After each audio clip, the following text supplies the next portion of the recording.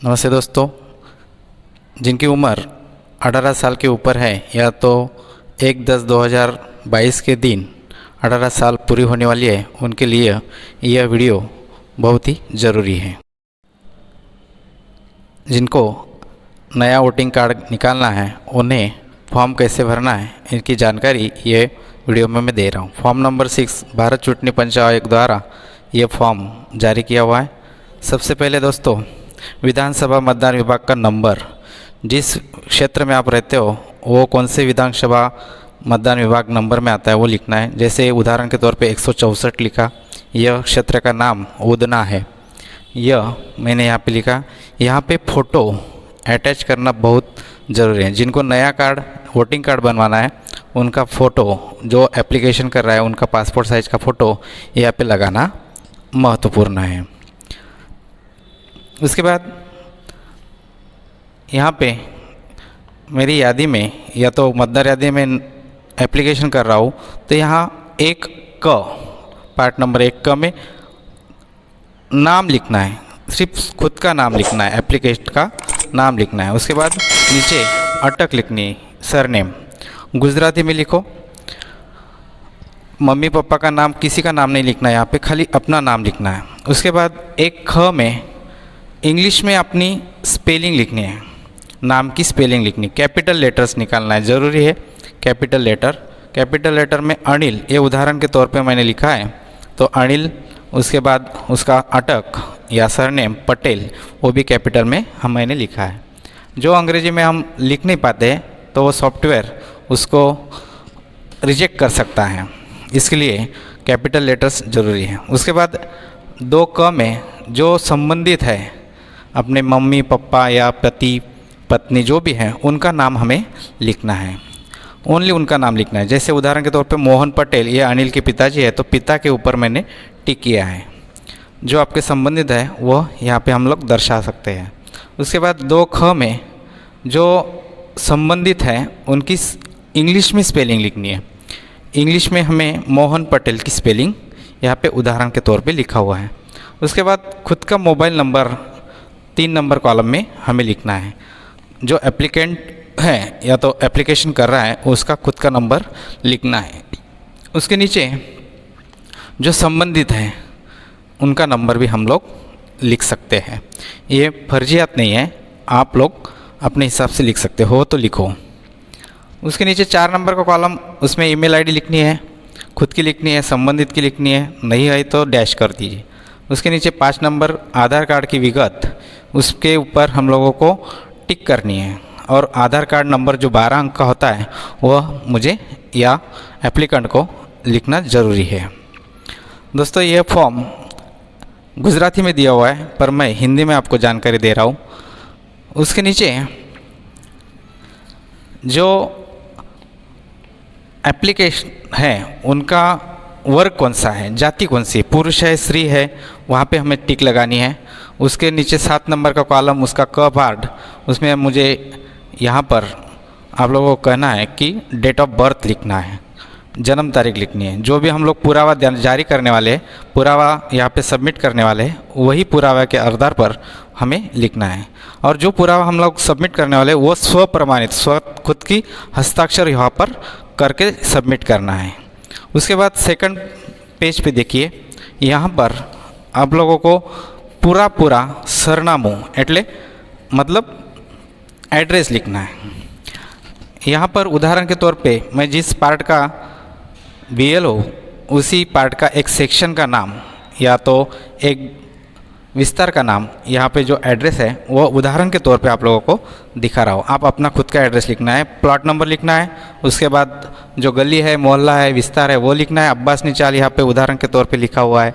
उसके नीचे नगर, उसका नाम लिखना है, जैसे यहाँ पर उदना, पोस्ट ऑफिस लिखना है उदना। उसके नीचे पिन कोड, जो भी पिन कोड है आपके क्षेत्र का वो पिन कोड यहाँ पर लिखना है। 394221 मैंने यहाँ पे लिखा है। ये एक उदाहरण तौर पे फॉर्म भरा जा रहा है। उसके नीचे सिटी तालुका, ज़िला सूरत आता है तो सूरत लिखिए। उसके नीचे राज्य का नाम गुजरात राज्य हम लोगों को लिखना है। और जो भी हम लोगों को पुरावा एड्रेस के तौर पे देना है उसके 7 पुरावे लगभग यहाँ पर दिए हुए हैं। जैसे कि बिजली का बिल है, पानी का बिल है, या तो आधार कार्ड है, राष्ट्रीय बैंक है, पासपोर्ट होगा, जो भी है वह 7 में से एक पुरावा आप लोगों को देना है। उसके ऊपर भी आपकी खुद की हस्ताक्षर जरूरी है। स्वयं हस्ताक्षर करके उसका स्व प्रमाणित करके देना है और वहाँ पे टिक लगाना है। बिजली का बिल का मैं पुरावा दे रहा हूँ तो वहाँ पे मैं 1 नंबर पे टिक करता हूँ। उसके बाद दोस्तों, अगर एप्लीकेशन करने वाला व्यक्ति दिव्यांग हो, अगर हो तो उसकी कौन सी क्षमता कमज़ोर है उसके ऊपर यह टिक करना है, ये वैकल्पिक है। और उसका टकावारी कितना है, प्रमाण पत्र है या नहीं है, वो जरूर लिखना है। उसके बाद आपकी हालनी जेमनी साथे हूँ रहूँ चो, जहाँ पर आप लोग रहते हैं उसका मतदार यादी में नाम हो, ऐसे व्यक्ति का एक पुरावा के तौर पर कुटुंबन सभ्य के तरीके उसका नाम लिखना है। यहाँ पर मैंने ये अनिल पटेल का पिताजी का ही नाम लिख दिया है, उनका नाम यादी में है इसलिए, तो उनका नाम लिखना है। उसके साथ उनका वोटिंग कार्ड नंबर लिखना जरूरी है। यहाँ पर पिता माता या कोई भाई बहन वही चाहिए ऐसा नहीं है, दूसरों का भी आप लिख सकते हो, परंतु यहाँ पे अर्जदार ने साथ संबंध में जो संबंध है वह लिखना है। पिता होगा तो पिता लिखना है, माता होगा तो माता, मामा होगा तो मामा, जो भी है। उसके बाद इकरारनामा लिखना है। इकरारनामा में जो एप्लीकेशन कर रहा है उसका जन्म कहाँ पर हुआ है, जन्म स्थल, जैसे ये अनिल पटेल का जन्म स्थल उधना है तो उधना लिखा, जिला सूरत और राज्य गुजरात लिखा है। उसके नीचे 2 नंबर का कॉलम दिया हुआ है कि जहाँ पर मैं ऊपर के जो 8 में जो एड्रेस मैंने दिया हुआ है, या तो यह एप्लीकेशन करने वाले लिखा है, वो एड्रेस पे कितने साल से रह रहा है या कितने दिनों से रह रहा है, कितने मास से रह रहा है, वो यहाँ पे लिखना है। यह बंदा 10 साल 3 महीने से यह सोसाइटी या तो ये मोहल्ले में या विस्तार में रहता है।